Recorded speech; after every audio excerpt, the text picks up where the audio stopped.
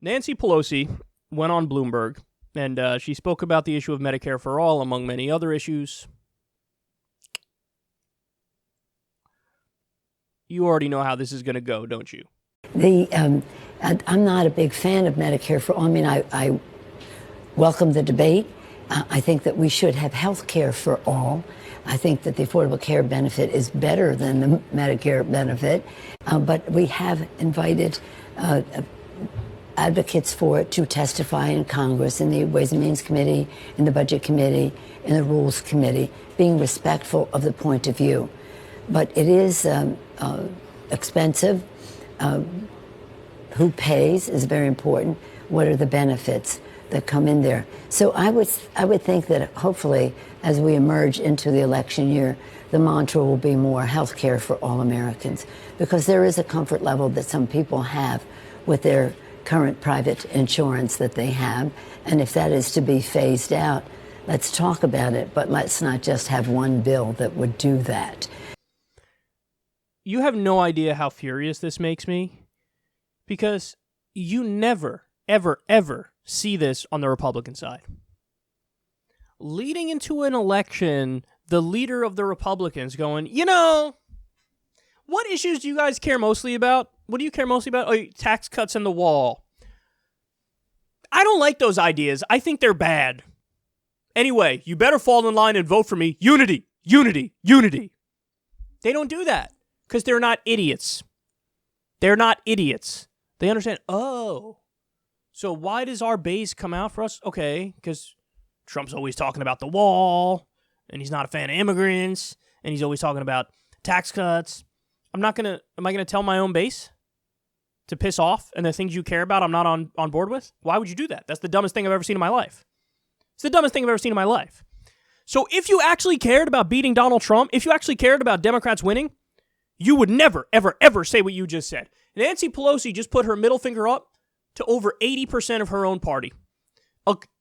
According to some polls, over 70% of the entire country. According to some polls, even 52% of Republicans she just put her middle finger up to. And you expect to win? You expect people to like you? Now, I know. What's the pretty little lie that she tells herself? I'm the serious candidate. I'm the master legislator. She calls herself a master legislator. A master at what? Giving Republicans, the D.C. establishment Republicans, what they want? As you try to tell your base you're killing it? She calls herself a master legislator. And look at what the discourse is and what she's saying. She says, the Affordable Care Act benefit is better than the Medicare benefit. I find it hard to believe that even she believes that, because that's beyond ridiculous. The Affordable Care Act is mostly an individual mandate system. So it makes you buy private insurance. There's the Medicaid expansion, which is part of it, which is a good thing. There are provisions that are positive, of course. Protection for pre-existing conditions, for example. Kids get to stay on their parents' rolls until they're 26. There's good stuff about it, but it is mostly a law that makes you buy private insurance. So it makes you pick a mafia to rip you off. And she says the Affordable Care Act is better than the Medicare benefit. Even with the loopholes that we currently have under Medicare, Medicare is still way better. Way better. And by the way, it's totally misleading what she's saying, because under Bernie's Medicare for All bill, all the loopholes that exist under current Medicare, they're fixed. So now you get dental and vision as well. So when she says the Affordable Care Act benefit is better than the Medicare benefit, that's just factually not true. Medicare already covers more, but Bernie's Medicare for All bill covers even more than regular Medicare covers. And then she goes on, and this is Nancy Pelosi 101. I will just repeat Republican talking points back to them. Well, thank you very much. There's a party you can join. It's called the Republican Party. Go ahead. Tell the Republicans that they're right about something that they're objectively wrong on. Oh, it's really expensive. Medicare for All is, I hope you're sitting, you ready for this? $1 trillion tax cut. Multi-trillion-dollar tax cut.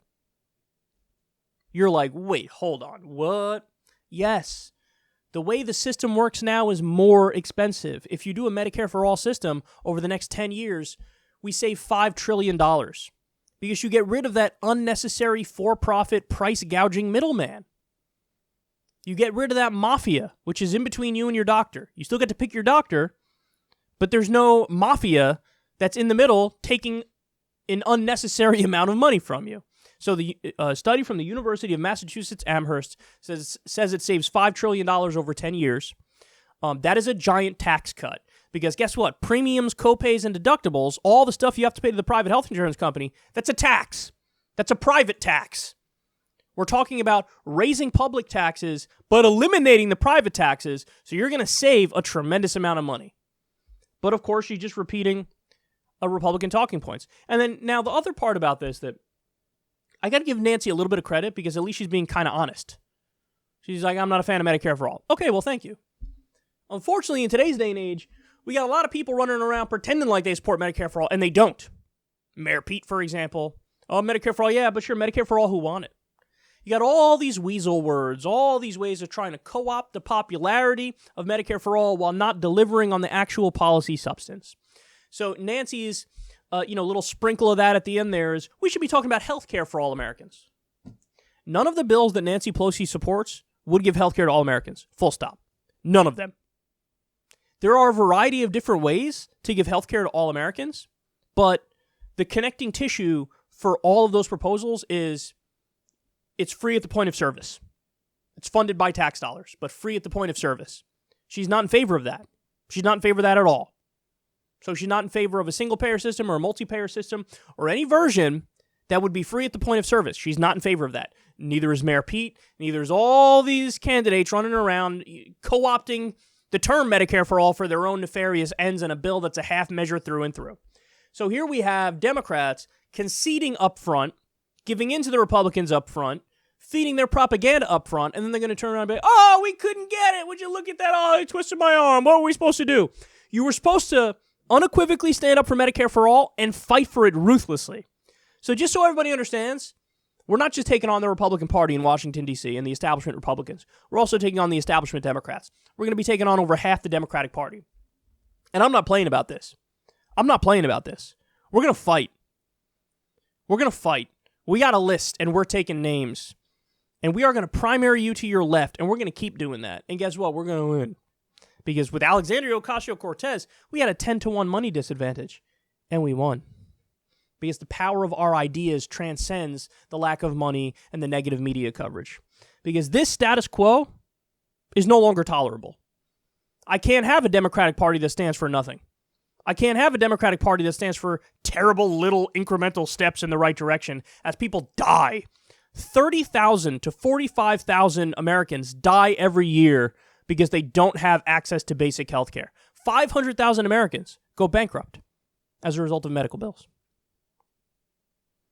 And Nancy Pelosi's out there talking about, I'm not a fan of Medicare for all. Affordable Care Act is better.